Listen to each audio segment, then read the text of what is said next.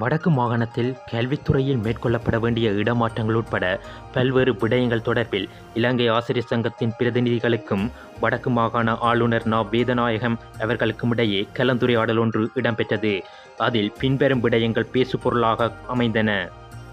2017ஆம் ஆண்டு வடக்கு மாகாணத்தில் யாழ் மாவட்டம் தவிர்ந்த ஏனைய 4 மாவட்டங்களுக்கும் முதல் நியமனம் கிடைத்த ஆசிரியர்கள் யாழ் மாவட்டத்துக்கு இடமாற்றத்துக்கு விண்ணப்பித்துள்ள நிலையில் அந்த இடமாற்றங்களை நடைமுறைப்படுத்துவதற்கான விடயம் தொடர்பில் இலங்கை ஆசிரியர் சங்க பிரதிநிதிகள் வடக்கு மாகாண ஆளுநர், வடக்கு மாகாண கல்வி அமைச்சின் செயலாளர் மற்றும் வடக்கு மாகாண கல்வி பணிப்பாளர் ஆகியோருடன் கலந்துரையாடல் இடம்பெற்றுள்ளது. மேலும் கடந்த காலங்களில் இடம்பெற்ற விசாரணைகளில் முன்னேற்றங்கள் தொடர்பாகவும் அதில் தலையீடுகள் இருக்கின்றன எனவும் ஆசிரியர் சங்க பிரதிநிதிகள் ஆளுநருக்கு சுட்டிக்காட்டியுள்ளனர். பாடசாலைகளில் பரீட்சைக்கு மாணவர்களிடமிருந்து பணம் அறவிடப்படுவது தொடர்பில் கேள்வி எழுப்பிய ஆசிரியர் சங்க பிரதிநிதிகள் வேறு சில மாகாணங்களுக்கும் பரீட்சைக்கு நிதி ஒதுக்கின்றமை சுட்டிக்காட்டி அந்த நடைமுறையை பின்பற்றுமாறு கோரிக்கையை முன்வைத்துள்ளார்கள். அதை சாதகமாக பரிசீலித்து நடைமுறைப்படுத்துவது தொடர்பில் ஆராயுமாறு கல்வி அமைச்சின் செயலாளருக்கு ஆளுநர் பணிப்புரை விடுத்தார். மேலும் பாடசாலைகள் மற்றும் கல்வித்துறையில் உள்ள பல்வேறு விடயங்கள் தொடர்பிலும் ஆளுநருடன் இலங்கை ஆசிரியர் சங்க பிரதிநிதிகள் கலந்துரையாடியுள்ளனர். வடக்கு மாகாண ஆளுநரின் செயலாளர் மு நந்தகோபன், வடக்கு மாகாண கல்வி அமைச்சின் செயலாளர் மா பேட்ரிக் டிரன்சன், வடக்கு மாகாண கல்வி பணிப்பாளர் கந்தையா பிரெட்லி ஜெனட், இலங்கை ஆசிரியர் சங்கத்தின் பொதுச் செயலாளர் ஜோசப் ஸ்டாலின் உள்ளிட்ட ஆசிரியர் சங்க பிரதிநிதிகள் இக்கலந்துரையாடலில் பங்கேற்றுள்ளமை குறிப்பிடத்தக்கது.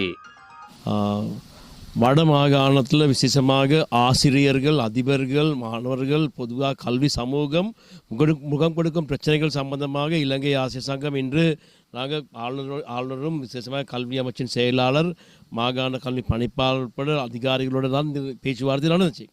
விசேஷமாக நாங்கள் கூறின காரணம் எங்களுக்கு தெரியும், தற்போது வடமாகாணத்தில் கஷ்ட பிரதேசங்களில் சேவை செஞ்ச ஆசிரியர்கள் 783 பேருக்கு மேலே இடமாற்றம் கேட்டிருக்கிறாங்க. ஆனாலும் அதுக்கான பதிலீடுகளுக்கான ஒரு தயாரும் வடமாகாணத்தில் இல்லை. ஏன்னா அவங்களோட இடமாற்றம் அவங்க சிலவங்க 5 வருஷம், 6 வருஷம், 8 வருஷம் இப்படி அவங்களோட சேவை காலம் நிபந்தனையோடு தான் போயிருக்கிறாங்க. அவங்களோட சேவை காலம் முடிஞ்சு அவங்களுக்கு இப்போ வர்றதுக்கான இடமாற்ற சபைகளில் தீர்மானம் எடுக்கிறதுக்கு அவங்களுக்கு பதிலீடுகள் இல்லாத ஒரு பிரச்சனை உருவாகி இருக்குது. இப்போ பதிலீடுன்னு சொல்லி இந்த ஆசிரியர்கள் இடமாற்றத்தை இன்னும் பிற்போடுறதா இருந்தால் அவங்களுக்கு பெரிய ஒரு அநீதி நடக்குது. அதனால் இந்த பதிலீடுக்கு என்ன செய்கிறங்கிற காரணம் தான் எங்களுக்கு கோரிக்கையாக இருந்துச்சு. விசேஷமாக இதுக்கு எப்படி பதிலீடு எடுக்க, ஏன்னா எதிர்காலத்தில் எங்களுக்கு தெரியும் காலேஜ் ஆஃப் எஜுகேஷனில் வர டீச்சர்ஸ்மாக இருக்கிறாங்க, மாகாணத்தில் இருக்கிற டீச்சர்ஸ்மாக இருக்கிறாங்க. எப்படி அது செய்கிறது, பதிலீடு எப்படி செய்கிறது நாங்கள் கேட்டோம். அதோடு கடந்த காலம் நியமனம் வழங்கக்குள்ள முறையாக அந்த நியமனங்கள் வழங்காதே நாங்கள் சுற்றி காட்டணும். சில நியமனங்கள் விசேஷமாக இதுக்கு முதல் நடந்த நியமனங்கள் முறையாக அந்த பிளேஸ்மெண்ட் செய்யாத ஒரு பிரச்சனையால் தான் அந்த பிரச்சனை உருவாகி இருக்குது. அதுக்கு ஒரு தீர்வு வழங்க வேணுங்கிறது. அதோடு எங்களுக்கு தெரியும் அதிபர் நியமனங்கள், வலய கல்வி பணிப்பாளர்கள் நியமனங்கள் முறையாக இந்த நியமனங்கள் செய்யணுங்கிறது நாங்கள் உறுதியாக நாங்கள் சொன்னோம். அதுக்கான சுற்றறிக்கைகள் இருக்குது, அதுக்கான செயல்பாடுகள், அந்த செயல்பாடுகளோடு செய்யணும். அடுத்தது கல்வியில் நடந்த கடந்த காலங்கள் நடந்த மோசடிகள் இருக்குது. இந்த மோசடிகள் சம்பந்தமான முறையான விசாரணை நடந்தையில் அந்த விசாரணைகளில் என்ன நிலையில் இருக்குது, அந்த விசாரணைகளில் முன்னுக்கு கொண்டு போகிறதுக்கான செயல்பாடு என்னதுங்கிறத நாங்கள் பேச நடந்தது. பாடசாலைகளுக்கு காசு அறுவிடுறது நாங்கள் காண்றோம். பாடசாலை மாணவர்களோட காசு அறுவிடுற செயல்பாடை நிறுத்த சொல்லி நாங்கள் சொன்னோம். அதோடு மாணவர்களோட கல்வியில் எங்களுக்கு தெரியும், இப்போ விசேஷமாக ஒவ்வொரு நிறுவனங்கள் மாகாணத்தில் பரீட்சை செயல்பாடுகளில் போகிறது, மாகாண பரீட்சைகளுக்கு காசு அறுவிடுதல் நடக்குது.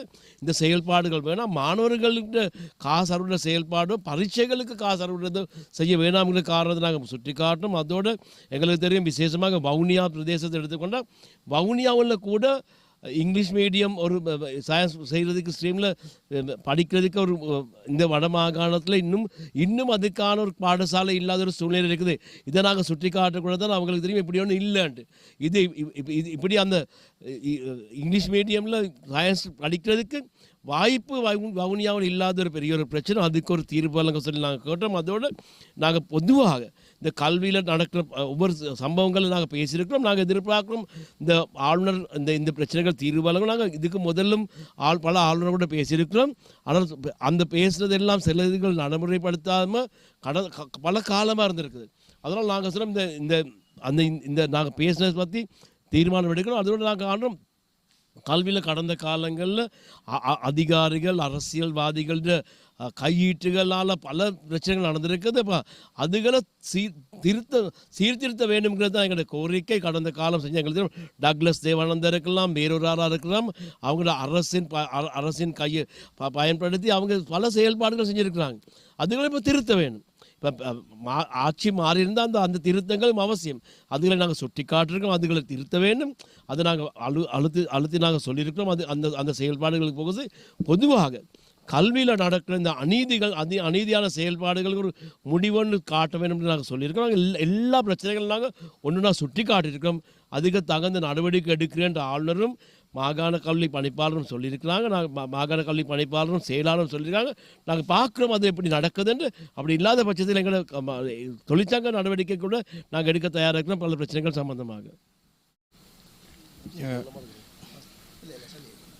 கடந்த காலங்களில் நடைபெற்ற முறைகேடுகள் தொடர்பாகவும் நாங்கள் கௌரவ ஆளுநர் அவர்களோடும் சுட்டிக்காட்டியிருக்கின்றோம்.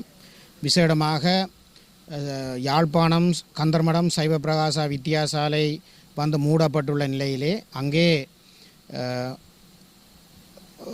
குழந்தைகளை பராமரிப்பதற்கு என்று சொல்லி வடமாகாணத்தினுடைய கல்வி அமைச்சு பொறுப்பாக அப்போது இருந்த அதிகாரிகளால் வந்து அந்த சைவப்பிரகாசா வித்தியாசாலை காணியிலே மிகப்பெரிய கட்டடம் ஒன்று கட்டப்பட்டது. அது கிட்டத்தட்ட 20 மில்லியன் செலவிலே அதிகமான செலவிலே வந்து அது கட்டப்பட்டிருந்தாலும் இன்று வரை அது மூடப்பட்டு இருக்கிறது.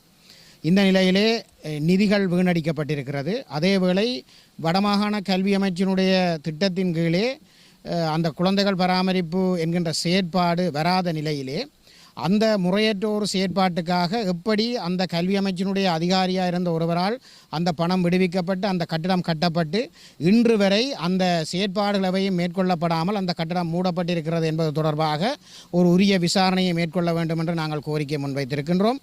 அதேவேளை கடந்த காலங்களிலே அதிகாரி ஒருவரால் தன்னுடைய உறவினர் ஒருவருடைய வீட்டை தன்னுடைய சர்க்கிட் பங்களோவாக பதிந்து ஒரு முறைகேடான விதத்திலே வந்து அரச நிதியை பெற்று துஷ்பிரயோகம் செய்து அந்த நிதியை வந்து பெற்றுக்கொண்ட விடயம் தொடர்பாக மாகாண கணக்காய்வு மூலமாக வந்து அந்த விடயம் கண்டுபிடிக்கப்பட்டிருக்கிறது. அந்த கண்டுபிடிக்கப்பட்டு அது பிரதம செயலாளர் அலுவலகத்திலே வந்து இருந்ததாக நாங்கள் அறிந்திருக்கின்றோம். ஆனால் அந்த விசாரணைகள் தற்போது வந்து நிறுத்தி வைக்கப்பட்டிருக்கிறது. அது ஏன் என்கின்ற விடயத்தையும் வந்து நாங்கள் கௌரவ ஆளுநர் அவர்களிடம் நாங்கள் கேட்டிருக்கின்றோம். அந்த விடயம் தொடர்பாகவும் ஆராய்வதாக தெரிவித்திருக்கிறார். இந்த முறைகேடுகள் தொடர்பாக எங்களுக்கு உரிய பதில் தரப்பட வேண்டும். இல்லை என்று சொன்னால் நாங்கள் அடுத்த கட்ட செயற்பாடுகளை வந்து முன்னெடுப்போம் என்பதையும் இந்த இடத்திலே தெரிவித்துக் கொள்கின்றோம். அதேவேளை பாடசாலையில் நடைபெறுகின்ற முறைகேடுகள் தொடர்பாகவும் சில விசாரணைகளினுடைய தற்போதைய நிலைப்பாடுகள் தொடர்பாகவும் நாங்கள் கேட்டிருக்கின்றோம். அந்த விடயங்களும் நடைபெறுவதாக தெரிவித்திருக்கிறார்கள். இன்னும் யாழ்ப்பாணம் மற்றும் வலிகாமம் போன்ற வலயங்களுக்கு நிரந்தர வலய கல்வி பணிப்பாளர்கள் வந்து நியமிக்கப்படாத நிலையிலே உடனடியாக வந்து நிரந்தரமான வலய கல்வி பணிப்பாளர்கள் நியமிக்கப்பட வேண்டும் என்ற கோரிக்கையை நாங்கள் முன்வைத்திருக்கின்றோம். அதேவேளை கடந்த காலங்களிலே சில வலய கல்வி பணிப்பாளர்களுடைய ஒழுக்கமற்ற செயற்பாடுகள் தொடர்பாக நாங்கள் சுட்டிக்காட்டியிருந்த நிலையிலே அவை தொடர்பான விசாரணைகள் முன்னெடுக்கப்பட்டிருக்கின்ற நிலையிலே தற்போது அவர்களுக்கு குற்றப்பத்திரம் தாக்கல் செய்யப்பட்டிருப்பதாக அவர்கள் தெரிவித்திருக்கிறார்கள். ஆகவே குறித்த விடயங்கள் தொடர்பாக உடனடியாக அந்த விடயங்கள் கையாளப்பட்டு அதுவரை இந்த வலய கல்வி பணிப்பாளர் நியமனங்களிலே வந்து அவர்களுடைய செயற்பாடுகள் இருப்பதை தடை செய்ய வேண்டும் என்கின்ற கோரிக்கையும் நாங்கள் முன்வைத்திருக்கின்றோம். இந்த விடயங்கள் சாதகமாக பரிசீலிக்கப்படாத இடத்திலே நாங்கள் மேற்கொண்டு எங்களுடைய தொழிற்சங்க செயற்பாடுகளை முன்னெடுப்போம் என்கின்ற விடயத்தையும் நாங்கள் தெரிவித்திருக்கின்றோம். நன்றி.